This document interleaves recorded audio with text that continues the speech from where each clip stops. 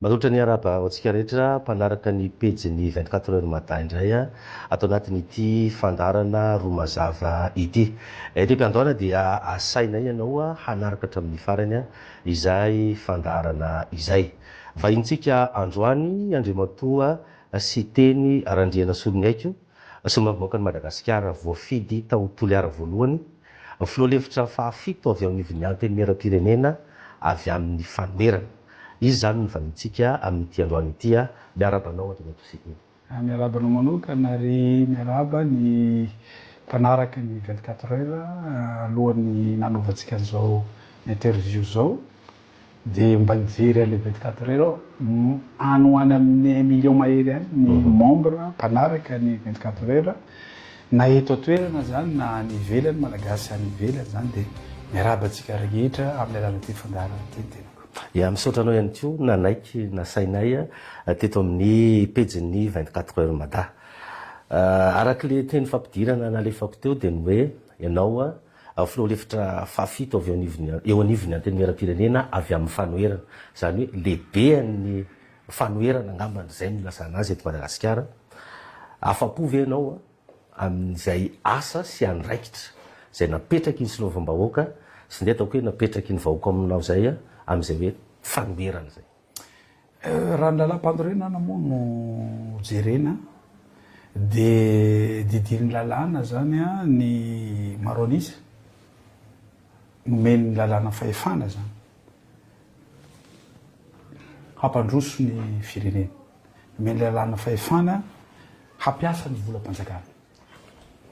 Dia ny mpanohatra kosa napetraka ho hanakina hitsikera hanaramaso ny asa ny exécutif sy ny solombavam-bahoaka na ireo mpanohana fitondrana fa indrindra zay avy amin'ny fanoherana. Fa ny vahoaka malagasy kosa no nataony hitsara ka amiko anjarany vahoaka malagasy no mitsara ny vahoaka, mitsara ny fitondrana nahatondra ve mahasolombavam-bahoaka mahampanohatra mahalehibe ny mpanohatra ao amin'ny antenimieram-pirenena nahatondra ve feon'ny vahoaka ny tenako sa ve za nanakina ireo zavatra rehetra hita fa tsy rariny tsy hita ataon'izao fitondram-panjakana zao nahatondra an'izay feo zay ve ny tenako tao anaty mahasolombavam-bahoaka sy mahalehibe ny mpanohatra eo anivony antenimieram-pirenena. Zavatra misy aloha raha jerentsika amin'ny fotsy miangatra raha izahay solombavam-bahoaka ao amin'ny antenimieram-pirenena angambany hoe ny olona masa mitondra ny etahitam-bahoaka ny fahoriam-bahoaka zavatra ilain'ny vahoaka malagasy dia ireo député ny firaisan-kiny nefa nareo vitsianisa sy les député ny centriste moa ina zany zareo azy na de vitsianisa raha izahay dia hitapoko hitam-pirenena fa mijoro tanteraka mihitsy ary sa milaza za mbola tsy nahita hoe nisy député avy amin'ny manohana zao fitondrana sa mitena an'ireny tena ina moa zavatra manahirana vahoaka amin'izao fotoana zao betsaka mihitsy na ny fampitehan'ny lalana na resaka inona moa resaka délestage resaka tsy fisiny rano fandaniam-bola tsy mifanaraka amin'ny lalam-panore amin'ny lalàna ny teti-bola be dia be zavatra mamporona reny nametsara ny lalam-panorena iray ka anjarantsika vahoaka vitanay ve ny asanay anjarantsika vahoaka no mitsara hoe tena nahasolo tena azy ve zahay amin'ny zavatra naharary anjara. Zany hoe ianareo zany ao amin'ny fanoherana tsy teny afa-tsy ny tsy mety ataon'ilay fitondrana. Zany hoe tsy voaka ny vavany sy teny Randriana Solongaiko mihitsy zany mba nisy zavatra tena tsara kosa nataon'ilay fanjakana. Non, misy fotoana mitetika misy fotoana miteny hoe ambana finaritra ty fanapaha-kevitra anankiray ty raha tsy teny fotsiny aho hoe raha resaka énergie imbetsaka izahay no miteny hoe satria zao raha misy fahadisoana lehibe nataony Ngay Rajoelina teto amin'ny firenena de tao amin'ny resaka énergie ty amiko zany a raha misy olona mangalabola gajaina izy raha misy olona manimba fananam-panjakana de gajaina izy fa raha misy olombelona malagasy tena namotika ny économie malagasy ary nanary vola betsaka indrindra de Ngay Rajoelina raha sahy izy mamaly an'izao risako androany zao fa presque fa milliard de dollars very tamin'ny fanapahan-kevitsy Ngay Rajoelina raha tsy teny fotsiny raha resaka énergie satria aza dinoana fa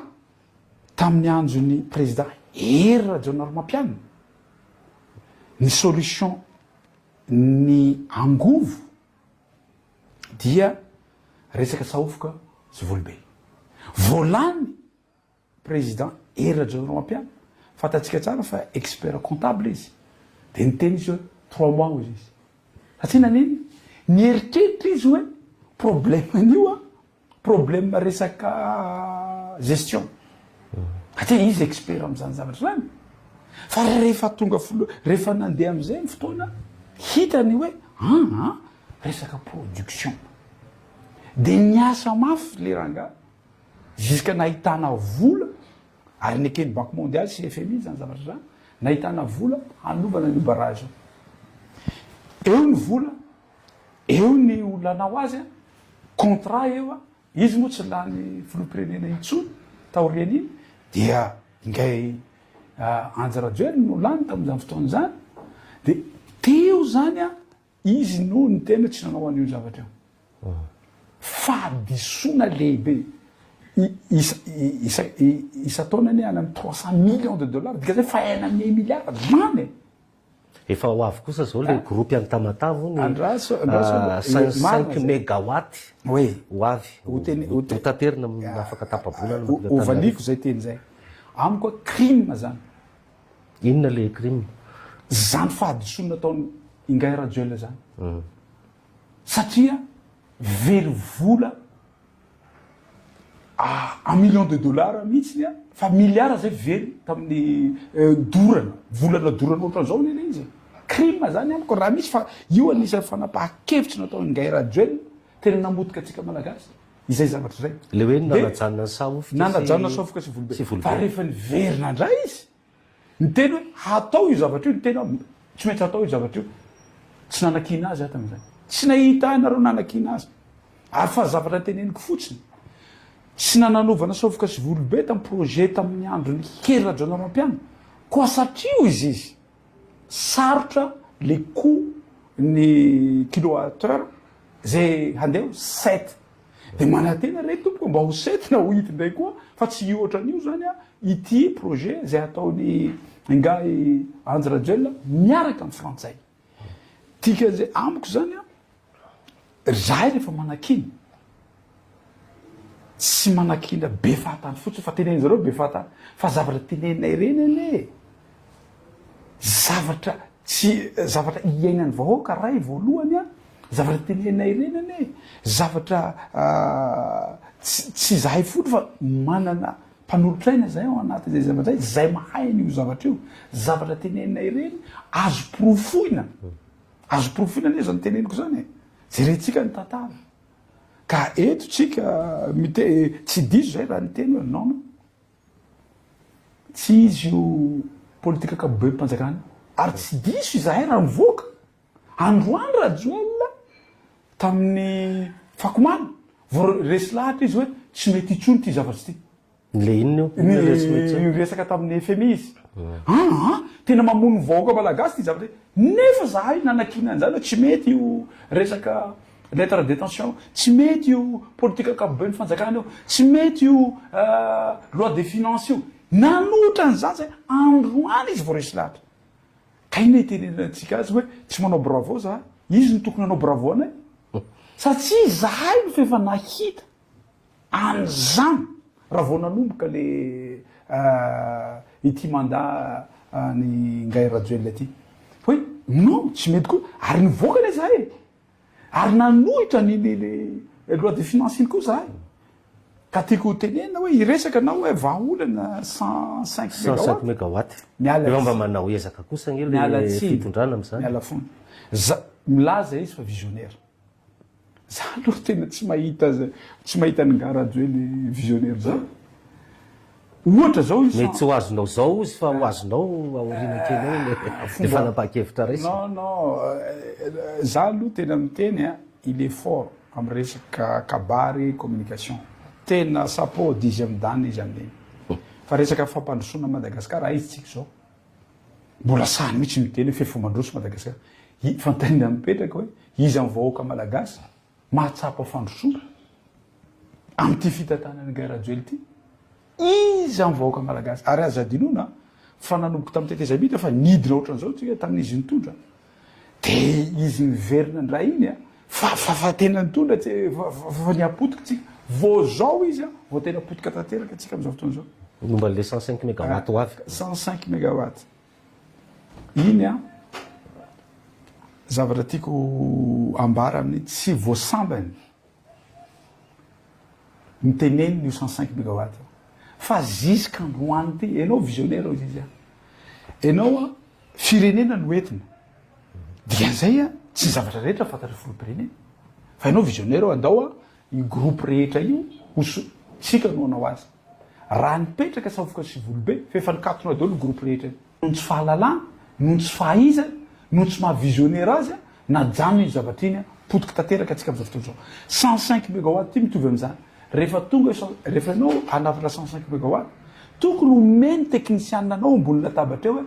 hividy an'io tsika président zao no hatonga an'io eto Antananarivo tonga le izy ao Atamatava eo Ngahy Radjoelina vao mahalala hoe tsy azo entina ty Antananarivo le izy fa izahay mpanohitra fefa nanome solution solution me inona solution mena solution nomenay amin'io 105 mégawatt tsotra fefa misy vola interconnecté entre ny Tamatave sy Antananarivo réseau interconnecté réseau interconnecté ny Antananarivo zany inona ny antony tsy anovana an'izany zany hoe apetraka ny Tamatave zany apetraka ny Tamatave le izy fa tsy hoentina ty satria zao raha ataotsika ty Antananarivo le izy 4 litatra par jour no trohan'io gazoaly ho trohan'io groupe io dikan'izay zany sady manao dépense tsika handehanan'izay gazoaly zay aty Antananarivo maninona izy raha napetraka atao raha transportena amin'ny câble fotsiny le izy zay teknolojia fa miaraka amin'iny réseau interconnecté iny tsy haiko hoe mahatonga ny Ngahy Radjoelina mitady hoe hitondra ty ray zay hoentina ty Antananarivo ray zay tsy volandraona izy niteny an'io intelo izay niteny ministre aloha izy niteny voalohany fa efa ao Tamatave le izy fa ho tonga ty Antananarivo amin'ny janvier tonga janvier tsy hita teny ndray izy tamin'ny délestage iny ho tonga mois de mai tonga mois de mai tsy hita niteny ndraiky tsy maintsy tonga io tsy hita le izy androany ndraiky koa mbo hiteny izy de ho tonga rehefa Ngahy Radjoelina no miteny tsy tanteraka zany za miteny an'izany tsy haiko inona zavatra mba niteneny téléphérique io sao vita niteny midiratsika zay rehefa rehefa aveo tsika hiteny amin'iny fa raha fampanantenana nataony Ngahy Radjoelina ka nifidianana vahoaka malagasy azy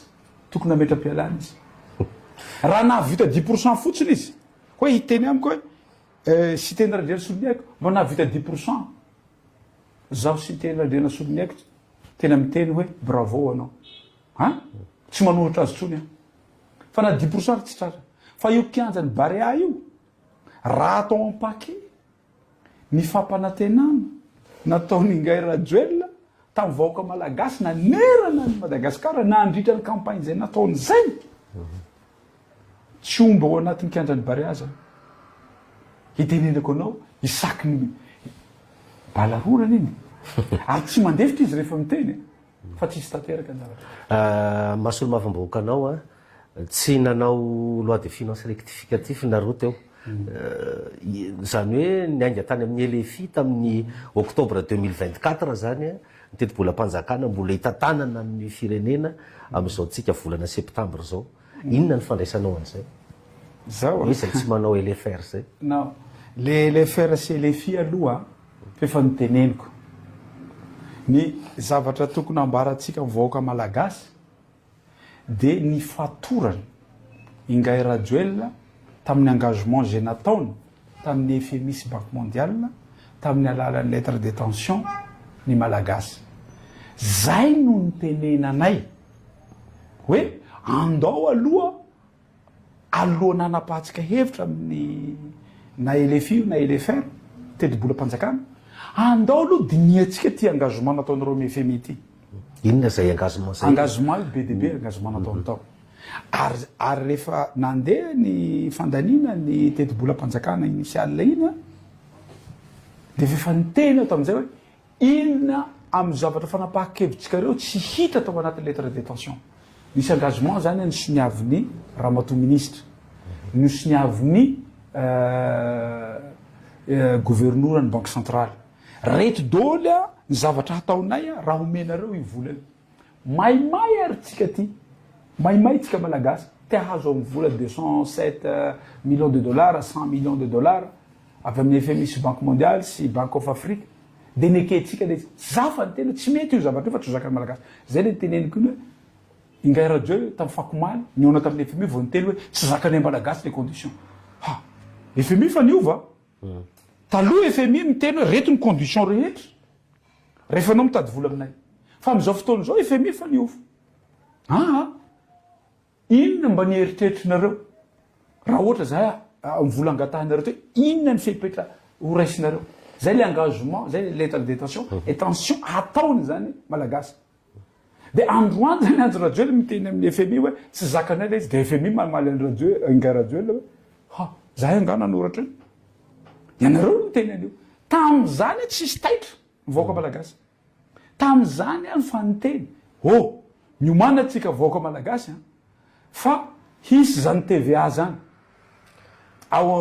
Hisy zany TVA zany amin'ny resaka transfert d'argent, amin'ny resaka oui amin'ny resaka ina na fitrosantsika vola amin'ny en banque. Miomana atsika fa isin zareo taxe koa ny zavatra tsy nisy taxe taloha, tahaka ny tracteur zany, tahaka ny inana torse zany, zavatra rehetra ataon'olona ambanivohitra reny nekeny Ingay Rajoelina satria naninona reny tsy manao Facebook. Fa izy matahotra Facebook io Ingay Rajoelina, reny tsy mipetraka eto amin'ny capitale. Mba eritrereto fa niteny tamin'izay ary niteneniko mihitsy iny Ramatoa ministre manova fanambarana ofisialy ianao androany Ramatoa ministre fa tsy hikitika ny prix ny carburant tsy nasahany izy fa zavatra teneny hoe zay indrindra izy no tsy nionanay tamin'ny FMI satria fantatray tsy ho zakany vaoaka malagasy zay finitany Ramatoa ministre ny député rehetra ministre ny finance io ministre ny finance hoe lanionareo aloha ity loi de finance ty rehefa aveo ekeny le izy vao vatany lany le izy tsy afaka miala izy amin'ny lettre de tension. Zay foana no hitenenanay andao aloha isika hiverina handinika nyty engagement nataonareo ty fa misy zavatra be de be tsy zakatsika ao amin'io zavatra tsy possible tsika ho tavavoaka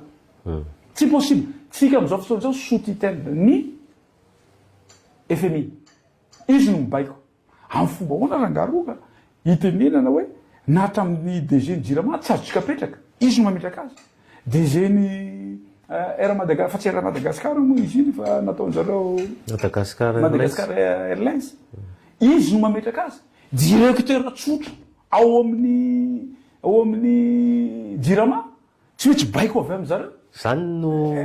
zany rehetra zany a de ao anatiny lettre de tension zay ny antsoko ny vahoaka malagasy zay ny antsoko ny manam-pahaizana rehetra zany no antsoko ny député rehetra diso isika raha tsy mijery an'io fa voasoratra ao 240 page angaby iny de nefa nareo tsy nanao LFR de zay zany ka na manao LFR na manao LFI na manao iny tsy afaka miala amin'io isika satria hanao tetibola mpanjakana isika am'izao fotoan'izao amin'io fidiranay afaka 20 jours eo de io mahatonga ny ngay radio sahira io satria tsy maintsy efa mihitsy afaka miala amin'io tsy mitoy fa matsibola atsika jusqu'à 2027 raha vao miala amin'io engagement fandraisitsika io de inona ny tokony atao ary zavatra tokony atao mavambahoaka zany tokony tsy olaninareo zany le enareo tsy zay mifantaniana petranao voalohany raha solombavambahoaka mahasolo tena ny vahoaka malagasy tsy tokony olana fa zahay tao mifanoherana de nihitanareo tamin'ny ainy amanjery rehetra ary mivoaka tao amin'ny 24 heures mada fa zahay de manohatra ary tsy diso izay raha nanohatra an'io fa nivokany tsisy tanteraka daoly ny projet nataony zareo satria lainga daoly reny sarotsary fotsiny reny fa tsy maintsy manaraka an'io lettre de tension io a ny fitondram-panjakana tsy afaka miala izy ary mbola misy zavatra ratsiratsy ny kokoany reny tsy maintsy ho tonga satria alefanjareo tsikelikely le izy fa ny tena mampalahelo de zao lasibatra averiko indray lasibatra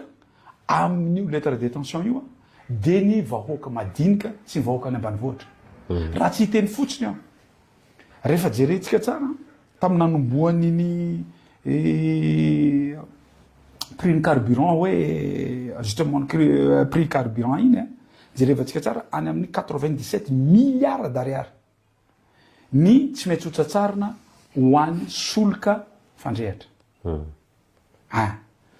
dikan'izay zany a isam-bolana zany a tsy maintsy miakatra 200 ariary ny solika fandrehatra izy ny mampiasa an'io tsy tsika eto amin'ny kapitaly mampiasa an'io tsy malagasy eto amin'ny kapitaly mampiasa an'io fa any ambanivohitra mampiasa an'io iny zany a amiko zany tokony mba misy balance fa le vahoaka madiniky ny tena hoan'io zavatra io zay zavatra anankiray resaka torso tsika nga mampiasa torso fily ny torso atsika de telefony tsika io fa am'izao fotoany zao a resaka mikasikasika ny torso na mikasikasika ny batterie nisiny zareo taxe miakatra daoly zany ny vidiny reny miaka zany efa efa niteny fa le vahoaka malagasy mihitsy ny tsy taitra tandre moa fa hiakatra io lafariny ho taitra manahoana moa ny vahoaka malagasy fa le mpitondra ke zany no tsy mihaino anareo e tsy ny mpitondra no tsy mihaino rehefa manao kabary zareo a na ingay rajoely na ny mpanaraka azy tsy maintsy mentionenao anatin'ny kabary zahay donc zany a manaraka anay ry zareo fa tsy tanterahany le zavatra fa ny zavatra hatsara ny vahoaka malagasy kosa na ho azavainao 5,000 amin'ny ingay rajoely tsy fantany zay ny zavatra mampalahelo ary ara-matetytsika mianakavy za zao a ahoana re tompony natongavatsika hatramin'ny 2028 fantanina mipetraka za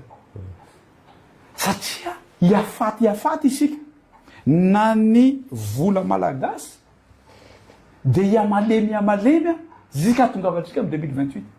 fantanina mipetraka ne zany zany ino fana na ny ina moa naranty na ny mpanohana azy reo sahirako satria mividy vary tahaka atsika avao ary indrindraindrindra na ny zandary reo koa le sahira satria amiko ambarako ty ary tsy mahamenatra amin'ny tenanzany raha fahasahina ny tenenako zany fa leo tanteraka ny vahoaka malagasy leo an'izao fitondrana fitondrana nge vao namory olona zao teny Andoharano fotsy mavory olona tany Amorondava mavory olona ary masamy teny ara ny akaiky ny fitondrana hoe ngalatsy ianareo mpanoatra misy katarakta tsy mahita n'izao fampandrosoana hoetiny filoham-pirenena tokony napetrana vahoaka malagasy hoe nareo vahoaka malagasy ve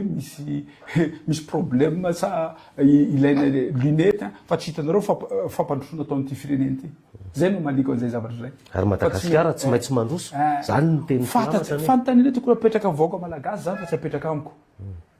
hoe tena tsapanareo ve fa mandroso Madagasikara fa mandroso am'izao fotoana zao zay no maliko an'iny zavatra iny fa taiza re tompoko ny filoham-pirenena hanao mitiny de anaovana tombola taiza re tompoko ny filoham-pirenena handeha hamangy ny vahoaka izy a de tsy maintsy mitondra vary izy ho zaraina na mitondra kitapo izy ho zaraina ary tsy maintsy tonga eo tao anaty oliara nisy ramatoa tena nianjera torana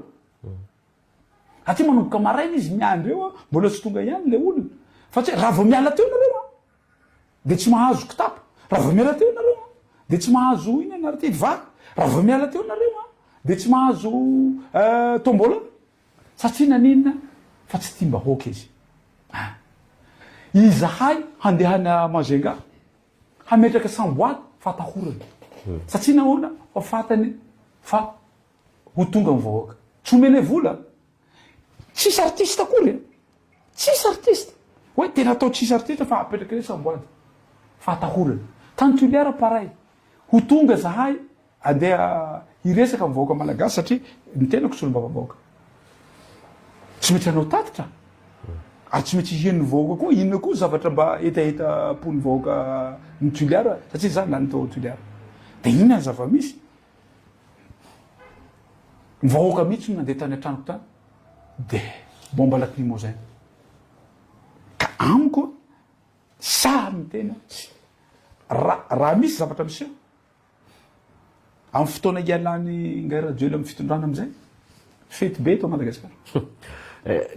ohatrany hoe nahazo championnat du monde tsika tamin'ny Barea fa hatrany Sava io ka hatrany Androya hatrany Tamatavy ka hatrany Mahita Rano a tena ho fety be za fa mahita an'izany a satria fa izy mbola président eo a mambahoaka hoy ny mpanoa anazy eny satria izy sao de anareo mpanohatra kosa zany hoe samy manana ny maso hijereny an'le izy satria io zao téléphérique zao vita kianja manara-peny zay tena téléphérique ma tenenao mba tenentsika miandry zahay somba vahoaka zao base nanovana téléphérique hatao téléphérique hampihenana ny embouteillage base nanapahakevitra hoe hametrara ny téléphérique tsy hikitika volam-panjakana zay am'izao fotoana zao sa ve ny fitondram-panjakana hampiseho an'io dépense ny téléphérique ary am'izao fotoana zao fa fefa mandohan'le tsosy tsika am'izao fotoana zao manomboka mamerim-bola tsika fa mikitika volam-panjakana izy am'izao fotoana zao zay tenena koa betsaka loatra ny fanapaha-kevitra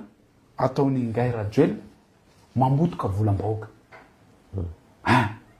io ane tsy volany ngay rajoel izy moa miteny tamiko tany Tamatavy rehefa bon tsy niteniny anarako izy fa nareo mpanoatra io tsy ahavola babanao tsy vola mamanao tsy vola babany koa io fa volam-bahoaka io ary misy rafitra tsara mihitsy andaniana volam-bahoaka mipetraka zay zavatra zay fa tsy respecteny zao miandry zahay amin'io fivoriana zay ataona ary tsy anaiky an'io efa misy banque mondiale mino tsy voasoratra atao anatin'io lettre de détention io fa mikitika volam-bahoaka zaho ane fatatsy ny ngay rajoel fa tsy manana marge de manèvre intsony izy amin'ny budget mpanjakana raha vao tsisy aide avy amin'ireo mpamatsy vola mahazatra na karaha mampiasa tsy voapeny nietra kosa nge tsy mahasarona zay ve tsy mahasarona ka tsy mahasarona de pension za sy lombavam-bahoaka marina fa nametrarany mpanoatra haka pouvoir haka hipetraka amin'io fitondrana eo ahafahanay manasolo vahoaka malagasy fa misy zavatra miandry anay betraka eo goka ny kitapo volam-panjakana goka tena ohatrany helo mihitsy makaisa de vola sa hoe tsy ampy le to de reko vraiment ve tsy ampy sa le vola misy any fa mandehany amin'ny lalana hafa izy roa ny fampidiram-bola mpanjakana zay azahoany fanjakana vola ny potehiny ingay rajely dao na io a exportation na letchi na vanille na girofle na langue na produit de mer potehany ahoana moa fa potehiny ka am'izao fotoana zao ane raha iny rapport navoakany mpamatsy vola reny de napetrany eo daoly reto daoly ny zavatra ny tena ary anisan'izany ireo zavatra ny teneniko reo donc zany de fidiram-bola ny fidiram-bola rehetra teto Madagasikara papotika de nipotehany koa tamin'ny alalany délestage ianao zao manana société mipetraka eto amin'ny capitale tsy afaka miasa tokony ho izy ianao satria délestage io mibloqué anao tsy afaka hamokatra ao anatin'izay zavatra zay potika zany ao anaty de potika koa ny fanafarana vary na ny resaka fambolena izy tsy mahafantatra akory na omby ara tsy fantany izy ny tena aleo tena ara-tsakafo fa aleova tena ara-tsakafo manona nefa ianao idépendre amin'ny Chine hybride zay ataon'io a masombola avy any Chine ny ina moa anarany ny zezika avy any Chine izy miteny foana izy ataonao anao ina anarany ty anao usine mamboatra zezika hatramin'izao tsisy nefa tsika misy teknôlôjia eto à Madagascar zay afaka avitantsika 10 à 15 tonnes par hectare fa io tsy rorahiny io io tenenan'io taminareo tato mihitsy tenenany zareo raha matolovany sanatsy mivava tsy niteniteny foana fa teny fa nataony gay rajoely iny le hoe tsy mitady professeur malagasy iny fa nataony iny raha sanga rajoely toeriny zao teniko androany zao izy mihitsy no nitena amboatra université tsika de mpampianatra avy any an-dafy nefa ny mpampianatra sy ny professeur rehetra eto Madagasikara betsaka mbola tsy tafiditra ho mpiasam-panjakana nefa mampianatra izy reo professeur reo mampianatra any Afrique du Sud mampianatra any France mampianatra any Canada azao raha mianao ny fanazavana hoentinao eto Andriamatoa sy teny a tena tsy zavatra mandeha mihitsy zany eto amin'ity fireneny ity fa zao nefa ny akaiky ny fitondrana araky le faniteneniko teo hoe nareo nga misy cataracte tsy mahita le fampandrosoana ary mahasamy teny mihitsy ary hoe tsisy mpanohatra fa olona mitady seza sisany reny menimeny reny ny manodidina an'Andriamatoa Andry Rajoelina ary am'izao fotoana zao mieritreritra 3e mandat hoe mbola tiany vahokarysoma miboaka namanareo no nyteny an'izany hoe io na mandat 10 na 10 tena tokony mbola menany Andry Rajoelina satria izy ny matanjaka tsisy maharesy azy zany eto izy angamba ny Rajoelina tsy matanjaka zany fa ingay Rajoelina olona mpanonga mpanjakana any zay ny nahatongavany teo amin'ny fitondrana raha sa izy de miteny amiko hoe fa niteneniko tamin'izahay nanao débat fasafasa satria nyrearea izy hoe za démocrate de izy hoe azafady re tompoko mba aza fitany vaoaka malagasy aza niteny am'zany fa ianao fanonga mpanjakana fa za sy teny randrena solonaiky mbola tsy nanonga mpanjakana zay aloha zavatra anankiray faharoa io ane hitatsika foana na tongavany teo amin'ny fitondrana reny tsy maintsy misy foana zavatra tsy mety ataony rangahy fanongana mpanjakana 73 député izy nirotsaka nefa olona raha tokony ho izy za sy teny ny filoham-pirenena zao raha ny lalàna satria raha ny lalàna zao filoham-pirenena satria za nirotsaka teo za tsy manana tsy nangataka nationalité izy nangataka avy nationalité za olona tsy mahay lalàna ary tsy expert amin'ny lalàna fa za kosa tsy vendrana tsy hafantatra an'izany hoe lalàm-panorenatsika malagasy sy hainy afrikanareo de mitovy avokoa afrikanina francophone mitovy fa maninona ny mpitsara any hafa ny fanapahan-kevitra fa maninona ny mpitsara teto Madagasikara hafa ny fanapahan-kevitra fa ny anazy forcine ohatran'io foana ny zavatra ataony ka tsy zahay no tsy izy no matanjaka fa hainy no manao pression possible ve zany hoe troisième mandat tsika raha mivahoaka malagasy no antaninao za tena zany ingay rajoely zany fa naloaka ny vavany vahoaka malagasy na ny tantsaha na ny mpiasa-panjakana na ny vahoaka malagasy rehetra sy hitako ny olo mba teneno amiko hoe inona ny zavatra nataony rajoely nandeha teto ka misy impact amin'ny fiaina ny vahoaka malagasy na le vahoaka manaraka atsika androany mba hampionareo zahay biralahy androany hoe inona re tompoko ny zavatra nataony ngay rajoely ka nandeha ka misy impact amin'ny fiainatsika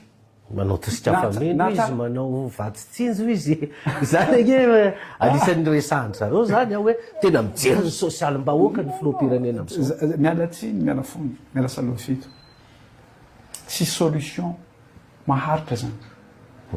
fa zavatra mamondro ho ray volana fotsiny raha ho ampy ray volana kory ary zay indrindra ny politika ngay rajoely politika tsy nipoteny mihitsy ny économie malagasy rehetra nipoteny mihitsy mpanjaraha malagasy rehetra am'izay mahantra daholo tsika malagasy idépendre aminy de io ny zavatra ataony mizara vary io ka rehefa ianao nona zava-dehibe ianao ve de any Maurice misy fizarana vary na izy ny firenena filoham-pirenena mizara vary amiko filoham-pirenena tsy mahay sady tsy mahomby mizara vary fa filoham-pirenena mizara tracteur tahaka ny any Burkina Faso mizara zavatra hamokarana manatsara ny production mamelany zavatra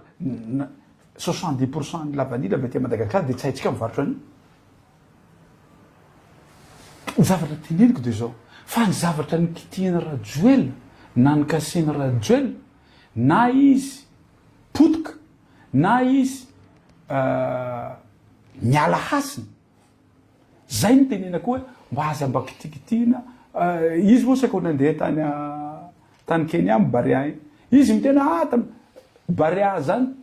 miakatra fa rehefa nikitiny Barea midoboka zay ny tena filohampirenena zao laza hoe tsy avela makany velantsony zoera Barea fa izy mividy azy entre parenthèse ka tsy hainy kabariny zany resaka Barea ihany ianao tena za aloha de manome tsiny ny mpanolotsainy amin'ny filohampirenena satria fa lasany ny eritreritiko de avelatsika ve ingay rajoely hiteny zavatra diso ohatran'izany fa nga équipe nationale ny équipe nationale any amin'ny club anie zany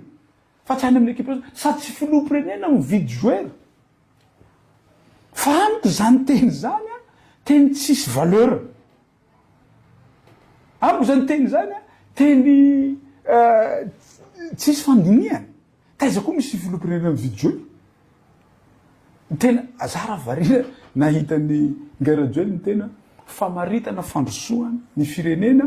de ny fandrosoany baolina kitra université taiza naizany ngay rajoely an'izany Harvard naizana an'izany sa izy naizany rajoely an'izany ingay rajoely an'izany hoe rehefa mandeha baolina kitra de mandroso daholo mandroso ny firenena tena sapo président tena sapo aminao mihitsy zao hoe taiza zany université ny anaranao an'izany zavatra zany taiza koa nisy an'izany rehefa mandroso ny football de mandroso ny milama zany vahoaka malagasy zao satria mandroso tsika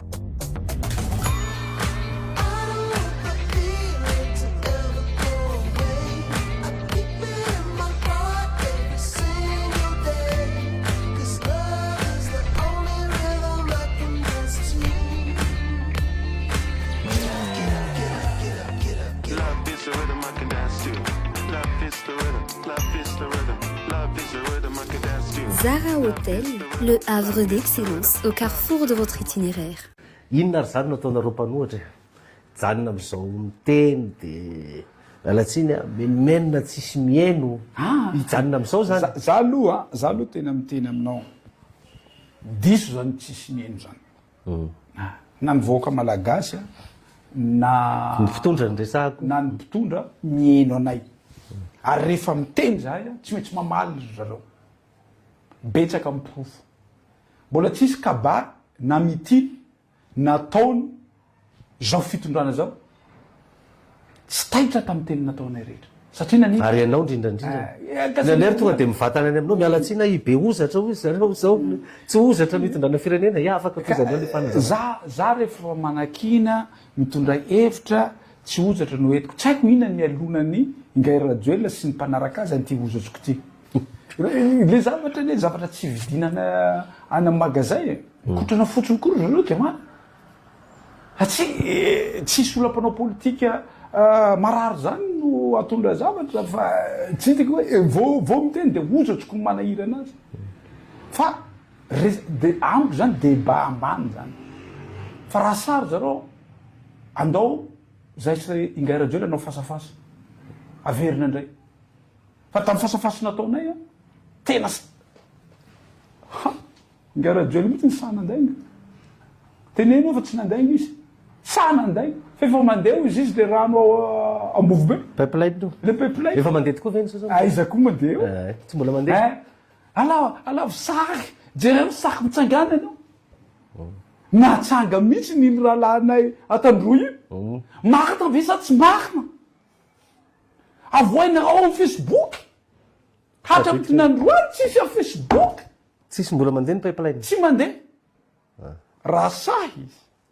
manao débat indray zahay mbola tazominao ve le teninao hoe raha vela malalako anareo trezime felinareo mpanohatra teneny mandramany kely na tsy sina publicité sina condition fotsiny hoe na tsy manao publicité nareo tsy sina artiste tsy sina iny fa hieny vaoaka malagasy zahay ao prison raha sahy izy fa ny anjarany ireo mpitandro filaminanareo miaro ny magazin rehetra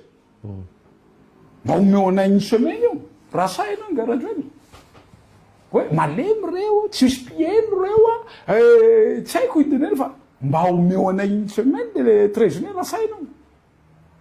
fa matoa anao tsy sa malemy anao matoa anao tsy sa fa efa naloaka mivoaka malagasy anao matoa anao izy mihitsy no anisany niady an'izany fahafahana zany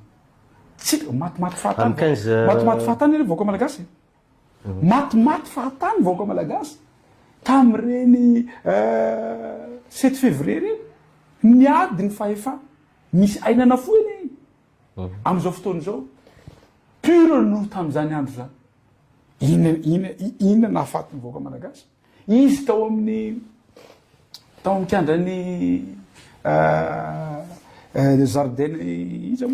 ambojatov kianjany démocratie kianjany démocratie tam'izany tonga de nataony jardin re izy mba tsisy volotro raha tantara soratan'io ity rangaha ty aloha de mifanohitra amy zavatra teneny dolo zay ne teneniko nareo barea aza mba apetraka 100% ny fanantenanareo ny amin'io satria balarory izy ny tanora mpivavaka mbo vitany ngarajoely no mametsaka balarora amin'olona mpivavaka izy ao mpivavahana miteny izy ary moramora ny tenenina ny fitondrana mandalo izy fa ianareo kosa de omeko palais de louange ianareo rehetra tonga de nitsambikina daholo ny tanora kristiana alleluia alleluia izahay mivady no anome anareo rehetra mbola tsy vitandray io palais de louange tsisy an'izany miteny koa izy ampianatra zany mpianatra zany no avy nyty fireneny ty hanamboaraky université d'élite nareo izy amy taonao avy tsy mandovo vola-tsony tsy hita mihitsika androany zao miditra amy fanatanjahantena avy any ampivavaka izy miditra amy tanora mpianatra izy miditra amy tanora mpanao fanatanjahantena indray izy fantanina mipetraka za tsy mino tsy resaka barea io fa betsaka loatra zavatra tsy mazava raha tena filoha misy transparence mangarahary avy aiza ny volanovana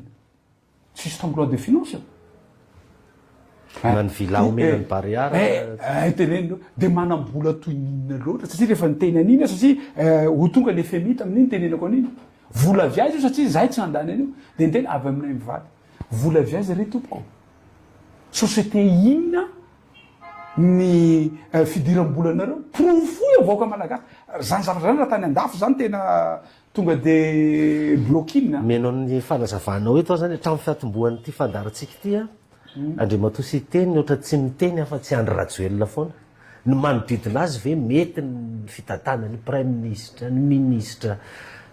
mety ve zany ny ataondreo fa ny ataon'ny filoham-pirenena ihany tsy mety aminao inona ary ingay rajoelona le tsy manome fahefana an'izaniza fa izy rery ihany hatramy gabone projet présidentiel hatramy gabone tsy na gabone ara tsy avela ataon'olo hafa fa zaho izy manao azy ka inona tianao tena tsisy ministre afaka miasa zany eo fa 200 millions d'ariary tsy maintsy mandalo amina mahasahina reo ministre reo raha ohatra ka tsy mandalo an'izany zavatra zany ka ina nomezoko tsiny ny ministre zaza vao nametraka ny ministère tamy voaloha fa ny tena tsy afaka anao ninina ao anareo satria tsy aho iro naman'io tsisy fotinareo zany fa tsy mahay mitondra firenena io zay ny tenena koa ary marina ny toroteny natao ny président ny FFKM am'izao fotoana zao esory aloha ny ombo tsy zay vao mandrositsika Madagasikara esory ny ombo zay aloha ny zavatra voaloha ino moa tsy zakan'zareo toroteny delane fa zavatra teneny koa zavatra teneny raha te handroso isika Madagasikara raha mbola rajoelona ihany ingay rajoelona ihany no eo amin'ny fitondrana tsisy fampandrosoana zany eto Madagasikara inona loany atao le atao le zany satria mbola izy zao ny 2028 izy vao miala mbola mieritreritra troisième mandat izy mbola izy zao mbola tantara zany troisième mandat zany fa raha tena mana fitiavana tanjazana izy raha ny fitiavana no lehibe indrindra raha tena hitako hoe mba nisy ihany a zavatra nataony vaoaka malagasy ho anazy mila mametra-pialana izy zay ndrindra lalam-pandorenana rehefa tsy mahomby ianao izy izy ndalam-pandorenana ina ny atao mametra-pialana ny filoham-pirenena fa rary any Japon no ahitanao an'izany zavatra zany fa tsy eto Madagasikara nefa Japon manjoso fa tena sary zareo mametra-pialana rehefa tsy hoe raha fa fantanina mipetraka mandroso ve tsika vaoaka malagasy fantanina mipetraka hoe nahomby ve ingay rajoely fa maninona de tianao atao tsy maintsy amin'ny korotana zany no angalana rajoely sa tsy maintsy amin'ny élection maninona tsy mametra-pialana mba tsy hanimba zavatra sady io ane tsy fantatry tena sérieux zany rehefa vahoaka ny tezitra zay hitatsika tany Nepal reny rehefa vahoaka ny tezitra manahirany fa io alahelo bahoaka am'izao fotoana zao tomany vao firy ve vahoaka malagasy am'izao fotoana fa tsy afaka mampianatra an'izany firy ny orinasa mikatony am'izao fotoana zao noho ny faratsy ny herinaratra eto Madagasikara firy ireo mpiasa ny orinasa reo tsy mahazo lasa very asa mbola tsisy ny fitombo-karama tamin'ny androany nefa mividiny entana mitombo ny volantsika malagasy miamikena ny exportation tsy misy mandeha loantsony am'izao fotoana zao fa ny olona mpanakarena fotsiny am'izao fotoana zao no afaka manao ny business reo ihany no afaka manao business am'izao fotoana zao aoka koa zafa zay resaka zay iza no manao bildina be deabe am'izao fotoana zao reo mpanambola fo reo fotsiny no afaka manao an'izany mpanambola akaiky any mpanambola re tsy akaiky any fa miaraka rehetra miaraka amin'ny fitondrana eo misy mpanambola miaraka amin'ny fitondrana eo ka zavatra tiako tenenina ao anatin'izay zavatra raha mba misy re fitiavana ny vahoaka malagasy fa tsy vitany ngay rajoely tsony le izy tokony mba han'olo tena izy ampanetseteny aleo izy mametra-pialana kely ny finoko am'izay fametra-pialana filoham-pirenena zay lalampanorena miteny an'izany lalampanorena miteny an'izany fa io koa misy safidiny vahoaka malagasy ao anatin'io misy tenin'ny président Ratsiraka zay zadiny na de mamay tony sakay na de mamay ny sakay fa ny teny arano izy izy lany any rehefa misy teny arano na de mamay ny sakay rehefa teny arano de lany any io miakina amitsika vahoaka malagasy azagaga isika raha zao no mandroatsika fa safiditsika io safiditsika io zany hoe zavatra teneniko toy izao androany raha tena marina na zahay midiny eny an-dalambe reny lalampanorenina manome fahafahana anay leny zahay mihona vaoaka lalampanorenina manome fahafahana anay fa tsy avelany ngay radio amin'ny alalany zandary ny olona mihona aminay voalohany de ny zandary satria naninona hainy ngay radio ny manipule an'io hoe asoroko teo asoroko teo fa ireo olona reo koa ny mba miainao anatin'ny fahasahiranany zanabaoaka reo oui fangatsy manao bazary mivady amanjana fangatsy mianatra mivady amanjana mandalo fahasahiranany reo fa le toerana zay manahina tahaka ny mpitsara izy moa tsy mahafantatra hoe misy fitsarana amin'ny tanila eto amin'ity fireneny ty vo niantsony mpitsara ngay rajoela tany hoe hatao inona anaran'ity firenena tandalana Madagasikara miala tsina miala fotro firenena tandalana ino ty zavatra teneny ngay rajoela ty izy faratapona tsy lasa modèle koa firy ny lalam-pandoreny kitsakitsahiny ngay rajoela raha tsy teny fotsinao na iny 8 centimetre izy na fomba fananovana ny katsika manana ny ACC o afaka mijery zany ACC hoe androany ianao miteny ACC mihitsy no ny teny hoe rehefa niresaka miresaka gouverneur iny ACC mihitsy no ny teny hoe ok mety io resaka gouverneur fa nefa tsisy zany amin'ny lalam-panorenana ny fifidianana izy izy tsy maintsy atao ny fifidianana isam-baratoko tsy maintsy atao faran'izay aingana io koa ACC ndraiky koa nanohitra teny nataon'iny ACC ny resaka eto ACC ny resaka satria ny ACC nijery an'izany fanitsakitsara za tsy mahay lalàna fa ACC miteny zavatra mifanohatra manino izy rehefa nalefa tany zavatra nanina amboletra natao tao amin'ny antemera-pirenena iny tamin'ny alalany ireo maro anisa reo momba ny fifidianana Sénat io manino izy raha nanda izy mihitsy no niteny tsy mampanino apetrao ny gouverneur fa tsy maintsy atao faran'izay ainganao izy izy ny élection isam-baratonga ao anatin'izany faritany ao anatin'izany ny resaka région fa tsisy natao io ndray ACC manaiky ACC mitenenao eto ACC n'olona miteny tsy mety 8 centimetre ACC tsika miteny ok io satria fa nisy décision ny tribunal tsy any kosa tena mialatsina miala fotsy fa za tsy expert am'izany fa mba takatsy kosa zany zavatra zany ary takatsy malagasy rehetra ianao ACC fa miteny zavatra tsy mitovy zany hoe tsy crédible zany io ACC fijerinao azy ny vahoaka vileo amaly an'izay zavatra zay aleo ny vahoaka no amaly an'izay zavatra vahoaka malagasy hoe io ary fa miteny zavatra mifanohitra ACC zany ane misy lalàna hoe lalàna io natao an'ino natao hanatsarana ny fiainan'ny vahoaka malagasy manatsara ny fiainan'ny vahoaka malagasy ve ny fanekenao tsy mandeha ny élection régionale rehetra ny an'ny chef de région na gouverneur ny an'ny faritany manatsara tsy manatsara zany satria raha zany nome olona am'izany de le olona io zany aty amiko no jereny satria zany nome fa raha izy mifidina de matahotra vahoaka izy ho avy zao ny fifidianana loolona volana décembre andray anjara amin'io ndray nareo mpanohatra sa tsy satria le mbola senisy ACC eo ihany no mitsara ny fifidianana izay aloha fa ao anatin'ny fivoriny satria za avy eo amin'ny fanoherana za koa avy eo amin'ny firaisakina zany décision zany raha hiteny amin'ny anaran'ny firaisakina dia tsy maintsy zavatra fantapahanay de tsy maintsy hivory zay satria betsaka loatra zavatra misy eto amin'ity fireneny ity tsy fanarahan-dalàna ao anatin'le zavatra zay ka rehefa vita ny fivorinay de tsy maintsy hiverina amin'ny vahoaka malagasy zay miteny na anjay anjara na tsy anjay anjara tia nisany taoko hoe actualité anytio andriamanto sy tena rena solonaiky nisy reny zavatra nitranga teny Ambomalaza reny misy tamin'ireo narary de efa nivoaka ny hôpitaly rehefa nivoaka ny hôpitaly anefa de mbola nisy indray ara moa nodimandry ianareo tao amin'ny firaisakina ianao nisany miteny hoe iatoanareo ny évacuation sanitaire n'ireo olona reo reo mbola marary reo fasitran'ireo zany ho any ivelany tanteraka ave zay sa ohatrany voasonga ny fitondrana indray nareo fa ry zareo koa efa nandefana ny evasanina koa izy marina aloha zay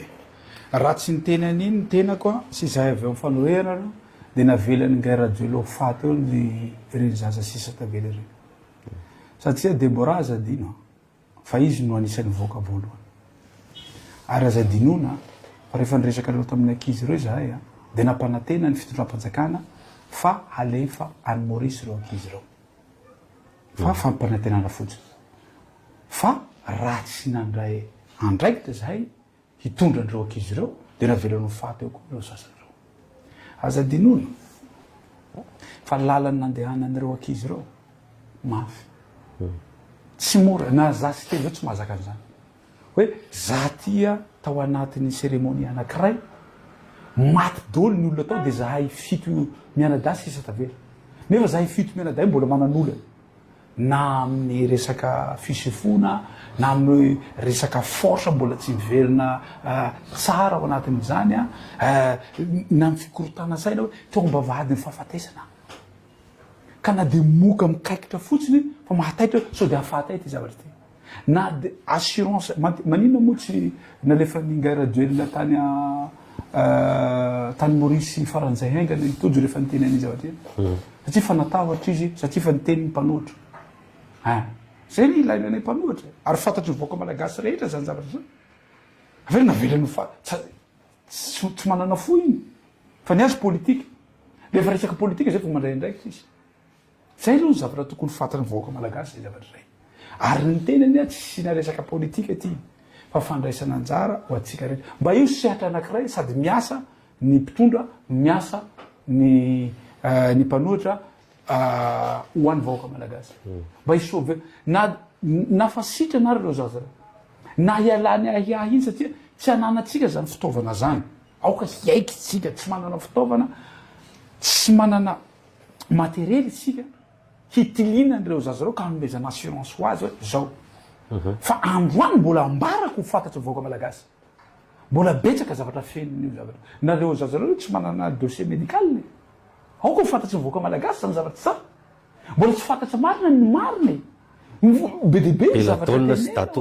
tsy fantatra zany zavatra zany fa tenenina fotsiny zany zavatra zany ary betsaka ny manohatra n'io zavatra io na avy any an-dafa ka mba hialana zany ahiahy zany io ane le teny malagasy itsongotsongona ny mato izy mba tsy andevelana ny velona ahiahy tsy havana satria ahiahy mahafaty ary mamparahy ary tena mamotoka cœur mihitsiny zany ahiahinao zany indrindra momba ny fahasalamanao zaza malagasy zany raha impianakaviany ka raha mba misy zavatra kely azonay atao fanohera hanasorana n'zany zavatra zany ao anatin'ny sain'ireo zazareo maninona tsy atao ao anatin'ny fikarakarana zay am'izao fotoan'izao satria tsy mora le izy matoa zany mbola tsy nanao communication misy dikany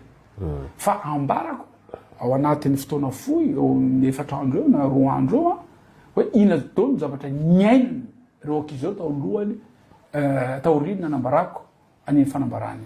fa isy tendrazena solonyaiko tsy voasamba nanampy olona marary ohatrany azadinona tompoko fa izany erika moa anarany io amfoye de zahay mivady no mitondra fanampiana ary isoron'Andriamanitra dia miverina teto Madagasikara izy avy any Inde sitrana somatsara tao anatin'izany dikan'izay tsy zavatra sarotra aminay no manao tsy hoe tsy mora moa zany hoe manana fo izay fanoherana hoe hitondra an'izay fanampiana zay ary eto raha limité koa ny possibilité ny Maurice ao anaty ka raha misy complication le izy de tsy mety eritreritra koa zahay handefan'io mety ho any tsy récupération politique anao resanao nareo an'izay fa tena hoe ina nasahiko hoe andaotsika iara-miasa amin'ny fitondrana fa nenareo ny tenany zany zahay zaho ny safidy ho mpanohitra dikan'izay tsy raisy lahatra amin'ny fitondrana io zay ny safidiko zay fa teto ny teny hoe efatra ho raisina an-tanana telo anareo fitondrana satria tao anatin'ny fahasahiranana amin'ny fisefona hitondra de taitra ny fitondram-panjakana lefa somalaky antso ane nataoko e ko anay mba io sehatra anankiray hoe andaotsika hiara iasa andaotsika hitondra ny anjara birikytsika io sehatra anankiray zay io ane zavatra mampanahiry sady mampalahelo a tena mampalahelo ty zavatra tena ingay Radjoely no manao récupération politique amin'io izy milaza hoe fa président izy milaza hoe fa mpitondra fa maninona kosa no manavakavak'olona za tena nanao bravo azy izy nanao namangy tao fahoriana fa tsy reo ihany ny maty misy maty tany Tamatavy misy maty tany Mazenga misy maty tany Fianaratsoa fa maninona re tompoko tsy tralapany iavoloha reny olona reny tany Ambositra koa zay le Fianaratsoa fa maninona tsy natsoina reny avany reny mba nomena 10 millions d'ariary satria politika no ataony matahotra izy amin'ny zavatra miseho teto amin'ny kapitaly fa mifatesanareo raha faty any izy io fa tsy raha iko fa ianao ve milaza ny lalampandro reny mametraka ny fitovitsika malagasy rehetra tsy nametraka hoe fotsy na mainty na avo na fohy na mainty na ina na manakarena na tsy manakarena na avy any atsimo na avy any avaratsy na avy any atsana na avy any andrevana na voata tsy nametraka an'izany rahampandro fa malagasy atsika koa nitahin'Andriamanitra hoe teny ray ny tenenitsika olona reo mitovy zavatra nahazo azy samby tsy nahita reo olona reo tsy afaka nyteny reo olona reo maty reo olona reo fa maninona ny sasany vanginao fa maninona ny sasany tsy vanginao nefa ianao milaza ny tenanao filoha-pirenena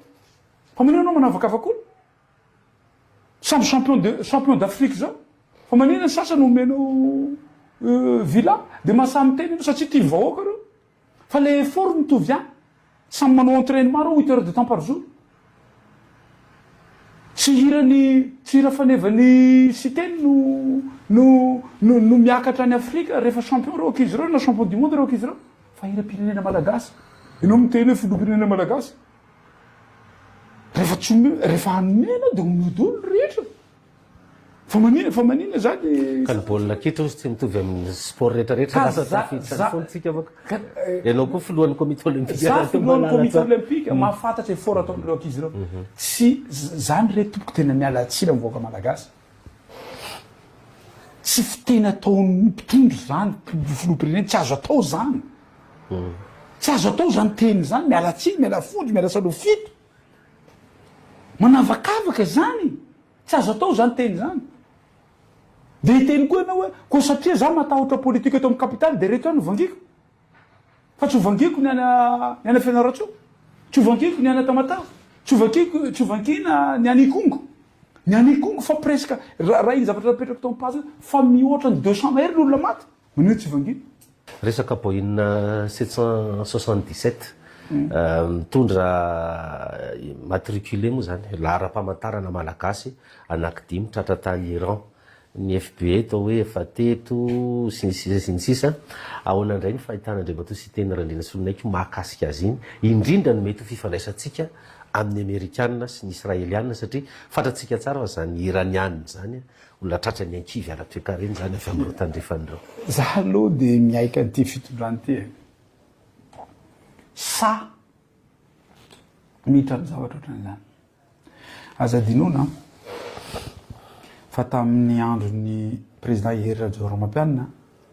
nisy lalàna napetraka teto Madagasikara momba ny avion za sy tena Randrina Solonaiky vao niseho zavatra io azo verifiena zany ao ampazoko de fefa niteny a tompona andraikitra voalohany amin'io aloha raha ny lalàna de zeny azany efa projet izy tamin'ny larbe tam'zany nitenenako taloha na action fatale ny fitondram-panjakana tsy meritreritra ina ny impact négatif mety anjo atsika malagasy ao anatin'izany amin'izao fotoan'izao tsika miteny androany zao tapaka tanteraka ny fifandraisantsika amin'ny Israely inona ny profo lasana ho azay afaka jerentsika zany rehetra zany nanapaka ny fifandraisa ara-barotra na ara-politika amin'ny zavatra rehetra ny firenena Israely. Na chambre de commerce eo rava tanteraka. Satria tolérance zéro. Zany efa miteny an'iny. Vao mivoaka tonga de ataoko amin'ny page eo tolérance zéro Israely. Raha nisy malagasy niona zany tamin'ny prime ministre tao Brown zany mbola tsisy. Za sy teny raha naiko ampalatsiany teneniko zany. Ary fatapatatro prime ministre israélienne prime ministre Israely. Mbola tsisy. Tsika moa Brown koa to hitako tsara nionako tao. i Benjamin Netanyahu.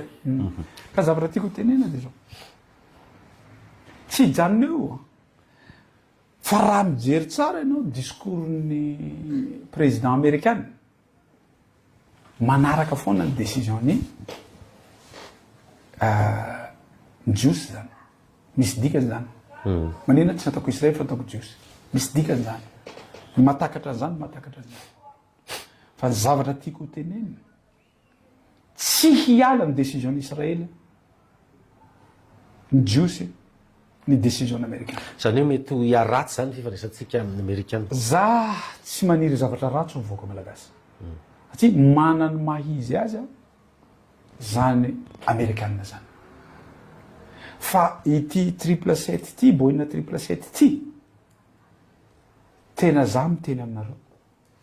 Ahiko hanimba tanteraka ny fandraisantsika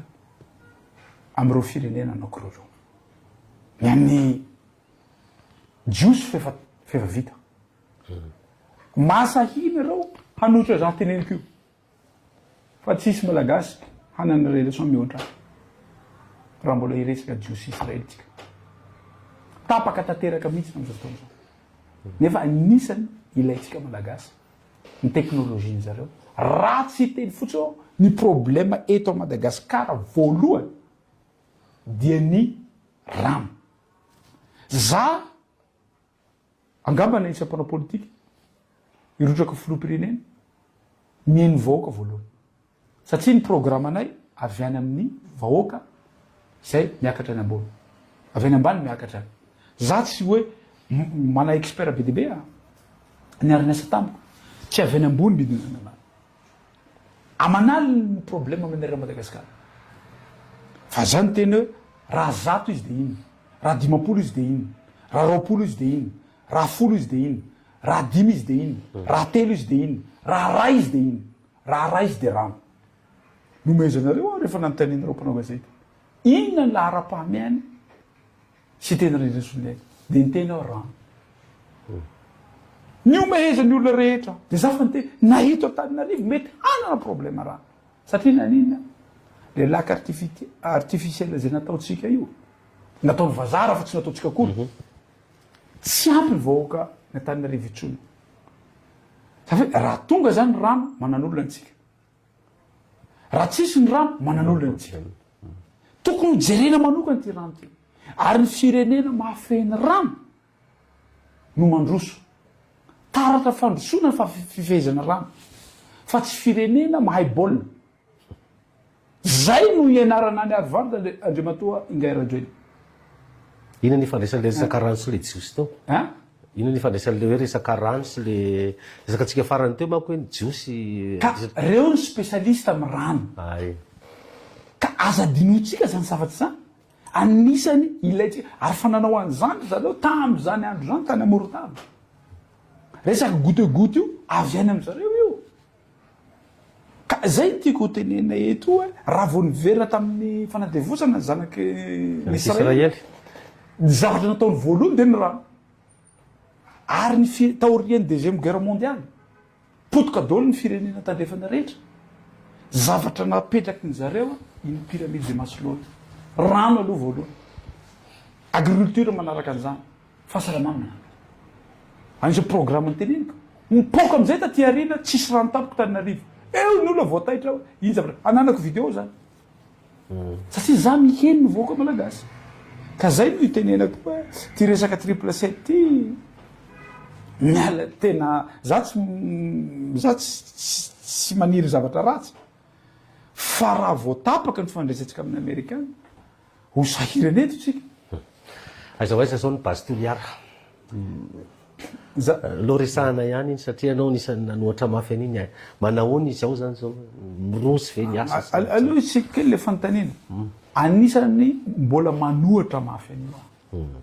io base toliara zaho ane ny zavatra mampalahelo an'le izy ny lalàna ho an'ny grande mine fefa mivotenay fefa mipetraka zany lalàna zany fa maninona rehefa misy tahaka an'io base toliara io anamboarany lalàna hafa fantanina mipetraka amin'ny gairaduel zany sa izy ny tena hoe mangarahara ny zavatra rehetra za tena mijoro tsara za tena manao ohatran'izao valio amin'ny malagasy zay teninao raha zay 180 millions de dollars d'euros non tsy any resaka aloha voalohany tsy any resaka voalohany raha resaka chiffre ho teneninao amiko raha tsy toerana ngairaduel raha hitena tsy hita daholo reny ristourna rehetra reny hatramin'ny androany na iny lavanila 4 dollars par kilo iny any amin'ny 12 millions de dollars mba fantanina mipetraka hoe isy miverina tany amin'ny tany savava le izy valy mitombo tsisy na tsy hitana ny vola io tsy ngairaduel mihitsy no hiteny hoe hanome vola mivoaka malagasy zany négatif zany zavatra zany na io volana voaka ny société any Fort Dauphin io tsy hita io mody hoe andao anamboatra zavatra kely ohatran'io fa tsy hita zany zavatra zany na ny volany pétrolier aiza vola pétrolier tamin'ny resaka fer zany mapotika ny lalantsika ty crime ane zany fer zany efa tsisy ova fond routier izy de efa sy za miteny aminao fa ireo fanapahan-kevitry ny raduel mamotika atsika reo c'est des milliards de dollars isa-taona mihoatra milliards de dollars ngairaduel anatonga an'izany ana am'izay ary le base toliara ka base toliara teneniko hoe raha sahy izy mangarahara manino izy eo hisy lalàna vaovao alefa aminay ao satria nanino lalàna vaovao tsy tombotsoan'ny malagasy grande mine io ny tombotsoan'ny malagasy zay aloha sinina voalohany ambarany vahoaka malagasy fa tsy mieritreritra atsika malagasy zany io sinina voalohany faharoa rehefa nanao lalàna tere mihitsy ny mpanaraka azy rehetra ristourna atombony any centrale fa isika any atao 1%. Tsy mieritreritra antsika zany ngairaduel tsy mieritreritra vahoaka misy harena zany ngairaduel fahatelo za tena miteny aminao tsy mangarahara hoe afaty no tsy afaty ny fitrandrana tokony haka cabinet indépendant mihitsy mipetraka ao hanambaran'izany satria ny olona ny teny hoe laboratoire ny tenan'io mahafaty io io ny teny hoe tsy mahafaty io corrompu zany science zany tsy azo ovaina zay mba resaky nay niaraka tamin'ny président Zanjaka ny science zany formule tsy azo ovaina enao zay fa misy formule napetrakinao hoe rehefa nalainao ny élément rehetra mahafaty ty zavatra ty da miteny ndray koa anao tsy mahafaty io manoatra base toliara zany za sy teny raha ndrena solony haiko de tsy mety amin'ny vahoaka ny toliara io base toliara misy miasana zao sa forcé la gadrana daholo zay olona miteny gadrana mahazo sazy miantona na gadra zay miteny satria naninona za fa niteny iny fidinana ny fotony ataony ngairaduel tany toliara iny farany na izy avelany io na izy ampiasa force izy zay de zay koa ny fitondrana an'ity fireneny ty nampiasa force zany fitondrana fitondrana zay koa nataony na izy midémissionna na izy manao dictature dictatureship io zao iaina atsika am'izao fotoana zao tsisy zavatra mandeha nolontsony eto amin'ny firenena lalam-pandorena zany de voakitsakitsaka isan'andro amin'ny fomba hoana no hanovanao lalàny fifidianana no olona ho tombotsoany vahoaka malagasy ve tsy sina fividianana ny fotony tsy tombotsoany vahoaka malagasy zany mialatsina na ny mpahay lalàny mahafantatra zany fa tena ovainy ny zavatra tsy zavatra tokony mifanaraka tamin'ny esprit nanoroatan'ny lalàna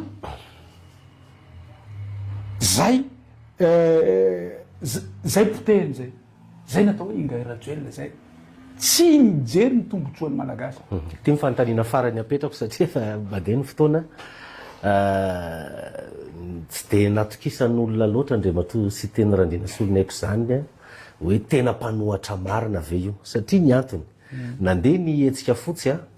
ny kandida folo zany mbola nanohy ny hetsika fotsy ianao lasa nandeha nanao fampielezan-kevitra zany ohatrany hoe nanaiky zany nisy n'le fifidianana indray matoa ianao nandeha nanao fampielezan-kevitra taorinan'izay dia ny teny mihitsy zany ny tao anaty hetsika fotsy hoe isy teny Randriana Solonayko ny tena manimba ny titolontsika ity fa andriamatoa sy teny ity anie avy ao amin'ny volomboasary ihany no nivoaka fa sody mpikaramanady politika an'ireo ihany ary misy olona akaiky ny fitondrana lazaina fa hoe io no miara-mipetsapetsa tsara hoe zao le tena izy. Voalohany aloha 1 million eo ny mpanaraka anareo membre ao anatin'ny 24 heures mada. Zay ny teneniko hoe tokony ataonao tao voalohany satria betsaka mpanaraka isika. Zavatra tiako tenenina mitenenareo sy teny misy manohana avy ao amin'ny volomboasary. Ingay membre Vatomanga tiany olo tenenina. Nahazo volatany mihitsy hoe ianao zany nisan'ny resahana. Zavatra teneniko amintsika malagasy nareo nahafantatra tsara. Nambarako to aminareo avy aiza mivolako. Ny teny nanao fine rising tany a Paris. Azoko le vola nalefako taty Madagasikara. Raha diso zany raha matominisa teneno hoe diso io zavatra io. Bloquevan zareo le vola. Fanekena isam-baratomana tamin'ny décision farana amin'izay bloquevan zareo le vola. Dikan'izay tsy volany ngahy membre Vatomanga. Ary raha maheno ngahy membre Vatomanga. Satria adversaire politique io satria izy manohana fitondrana. Tsy zakany fitondrana ny teny ataoko matoa ataonao anatin'ny kabary foana. Tsy hitako hoe inona tsy mahavore mpanohatra raha sahirana zareo rehefa miteny. Vao miteny fotsiny eo za tiany tsy pelaka sady sarim-bafy sahirana zareo rehetra. Miteneko no teneniko. Sahirana daholo zareo rehetra. Ao anatin'izay zavatra iray. Zavatra tiako tenena dia zao. Raha maheno izy androany. Ambara taiza compte. Nandatrano vola taiza rendez-vous-nay nakako vola. Taiza nanomeva ny vola na ola teo akaiko. Fa za tsy ngay anjy rajoel. Rehefa miteny hoe raha tsy vita io RN13 io za tsy hanao politika atrony. Tsy vita RN13 mbola manao politika izy. Mbola mamarina manday izy za tsy manao politika. Fa fanaratsiana no misy. Misy député namana tsy mila siteny. Fa amin'izao fotoan'izao izy mila siteny. Tsy hita ny famarinana. Atria zany teny. Ambaronareo meo ny proof. Ity siteny Randriana Solonayko nakany manimba ty nisy vola de mitadiavako ianao. Proof. Iza mpanambola rehetra teto Madagasikara nakako vola tamin'ny campagneko. Volanao matioto zany. Vola nangatahako tamin'ny olona matoky rehetra na firenena matoky ahy. Iny vola noetiko. Ary nataoko mangarahara misy tampazo tao, misy filoham-pirenena, misy firenena lehibe zay miara avao ampazonao izy izy. Nangarahara iny. Ary teto mbola niteny. Mbola nanambara mihitsy na ninjeny Européenne avy any Russie io volanao. Européenne tsy niteny avy any amin'ny ingay Vatomanga avy any Russie. Dikan'izay hoe tsoao dôly ny pitsikibinareo rehetra fa tsy mahay miasa. Avoinareo ny proof avy any Russie nisy rouble ray. Za mananamana avy any Russie fa ny refuseko ny vola avy any Russie. Satria nisan'iny zavatra fidirana tany amin'ny Ukraine iny. Fanafiana nataony Rusiana tany Ukraine. Ary président Poutine aza dinona fa ao anatin'ny fikambananay. Za vice président fikambananay. Izy président d'honneur. Fikambanana ino? Judo international. Fa za tsy nanaiky nandray vola. Fa amin'izao fotoan'izao koa fa miova aloha ny zavatra. Za olona manaraka politika ny tandrefana. Ny tandrefana amin'izao fotoan'izao fa miarahaba amin'ny président Poutine inona koa ny olona. mitandrevana am'izao fotoana zao efa hanao rahambarotra miaraka ina koa ny olona iza koa ny olona hitsara ny sitena am'izao fotoana zao fa tsy tahaka an'izay koa sao de hoe hisy zavatra hafa atoato de ho raha non raha misy ny lehibe ny tandrevana de président Trump izy zao mihitsy no miteny hoe tena fa apetraky ny mihitsy ny rahambarotra alamina ny zavatra rehetra tena vaim-panoatra zany ianao tsisy idiran'le ka zavatra teneniko aloha vola aloha voalohany vola le vola misy neny zay vao idirako resaky fanoera tsisy vola tsisy nangatahako vola aloha teto Madagasikara satria tsy fombako zany zavatra zany de tsisy volany ingay ia moa ty Mamravatomanga ingay Mamravatomanga raha tena amodoka amin'ny politika ko izy tonga de miteny fotsiny hoe ty le vola nomeko an'zy teny tari reto ny profo ano moa tsy hanana an'izany profo zany be de be ny olona tsy afaka miteny fa tratra izy izy fitenenana avy any antsimo zay tratra ampeo fa za sy teny matao samy vola tsisy volany ngay Mamravatomanga tsisy fandraisako amingay Andry Rajoelina nanareo mahita fanoherako an'ingay Andry Rajoelina ary manahira anazy fanoherako azy ka iteny tsika androany hoe sy teny mbola miaraka amin'ny fitondrana taloha tahaka ny vahoaka malagasy taloha mba ny voafitaka tahaka ny vahoaka malagasy ihany satria tam'izany fotoana zany ny fitahana tamin'ny fampandrosoana Madagasikara izahay misy an'izany hoe isina panneau solaire manerana Madagasikara 400 mégawatt ho tongeto ny anay tsy nofinofotsony fefa ao ny plan fefa ao ny ingénieur fefa ao ny vola fefa anaty sambo ny entana to napetraka mihitsy mba mitovy am'ireo malagasy reo koa hoe ty délestage ty misy sasany teny hoe tsy manino ma ty hamaha délestage fa tsy nahava za reo vao tonga eo tsisy io délestage io vao vetivetiky ito am'tondasany teny hoe tsisy délestage tsony fa goavambe ary izy mafy raha hanao propagande izy manao propagande hatram'izao reto mo reto tsy metsy avoaka satria rety tsy zakany malagasy projet goavana be rehefa ngay Rajoelina zany teny goavana tsisy dikany tena tsisy dikany zavatra teneny zay impty izy izy ny anglais projet goavana be zay tonga de manome daty izy satria fantany firenena mahantra tsy mahazaka raha ela fomba fiteny avy ena amilay zany tsy mahadiny raha ela tonga de manome daty afaka telo volana io tsy misy io ameritaona io tsy misy io amerinandro io tsisy zany rehetra zany fa fantany hoe rehefa miteny daty izy tonga de resy lahatra le olo rehefa ingay Rajoelina zany miteny goavana sy daty tsy izy io zay tokony fantatsy tsika vahoaka malagasy zay zavatra zay ka za koa mba voafitaka tahaka an'zareo fa zao ianao tena fanohatra ary za azadinona mbola député ny tao fa nanohatra azy nandeha ray taona fotsy izy jereko hoe mandainga hoa ty rangaty zavatra nylazainy rehetra tsy taterahana de zay natonga zaho hiala am'ty zavatra ty de betsaka mihitsy maro koa lo député nanaraka nanohatra ingay Rajoelina ka ina am'izay no atao hoe tsy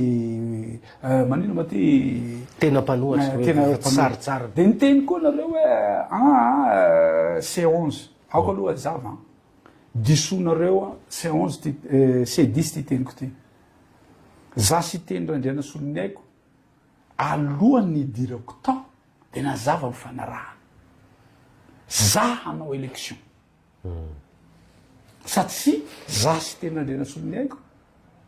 dia tsy mino politikana 16 vide za tsy mino an'izany mbola tsisy zany maneran-tany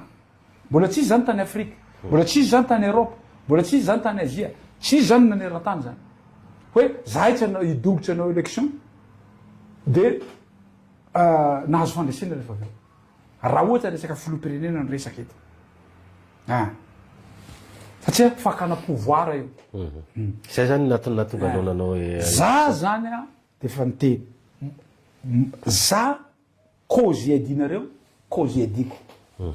fa ianao anao fifidianana zaho hanampy fa zaho andeha anao fifidiana nekeny rehetra zay ok nekeny rehetra zay na tiana na tsy tiana afaka miteny ray am'zareo hoe diso zay fa nekena zany zavatra zany aiza tam'zany na tonga ny sy teny hoe namita na nanohitra na namataka androany avo miteny an'zany satria anao nametraka fanontaniana fa tsy tiako no hiteny an'zany zavatra zany za mino fantatro hoe tsy rariny le izy fantatro hoe tsy mety io zavatra fa tsy zany ny fomba fanaovana politika amiko fomba politika amiko raha haka pouvoir de say fa ny any sasany misy koa resaky coup d'état lalana roa raha ny zavatra hita maneran-tany fakana pouvoir coup d'état élection tsisy afatra koatsiny ndray mbava fotsiny andriamanto sy teny tena maranantsika azy ny zava-misy any Nepal mba hoana ny fahitanao an'ireny io ane efa niteneniko foana ary teneniko tao amin'ny page le izy tsisy zavatra maharitra mandrakizay zany mety tonga manam-pahefana de mamarana atsika mety manam-pahefana e contrôlenao daholo ny zavatra rehetra fa rehefa mivahoaka am'izay no mitsanga na ny ranonampango ara misy voay eo ny mpitarika politika no mahatsapa hoe tsy nety nataoko fa am'izao fotoana zao koa satria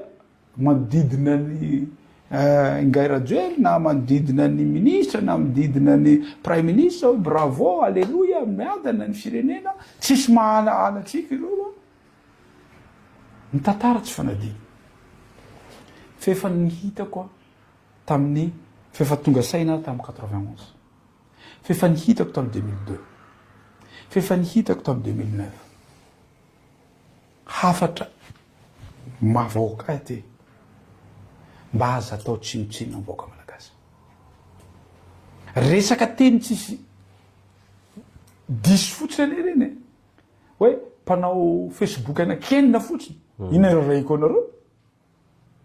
de hitako aty Madagasikara le izy mpanao Facebook 200 safiro moa teneny zareo reny na raya ina no raha inainareo fa zavatra teneneny mpanao Facebook na teneneny vahoaka malagasy na teneneny mpanao politika ka raha marina tena iainany vahoaka marary vahoaka tsy azonao disony zany na Facebook na tsy Facebook io na ino fa zay ny zavatra teneniko hoe mba tonga avasaina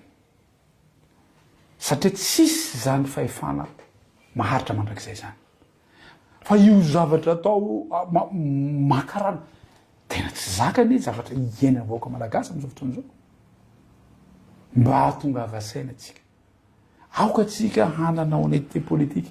aoka atsika mba hangarahara aoka atsika hijery fahoriany vahoaka malagasy aoka atsika hitsotra hoe tsy vitanay io tsy mampaninana zany fantatry vahoaka malagasy rehefa mitsotra ianao fa tsy irereo hoe vahoaka malagasy misotrony tsy fisotro mihina tsy fihinana nereo raha mahatsapa hoe fa mandroso Madagasikara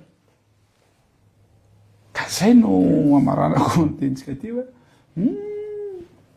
mba tonga avasaina ihany tena tonga avasaina ihany fa vahoaka io fa tsy firenena demokratika ane zany na France zany mba jereo ny zava-misy ao tena akizy mihitsy akizy mpianatsy ny lycée mihitsy manao an'ireny zavatra reny anisan'ny nivoana zany mandala zany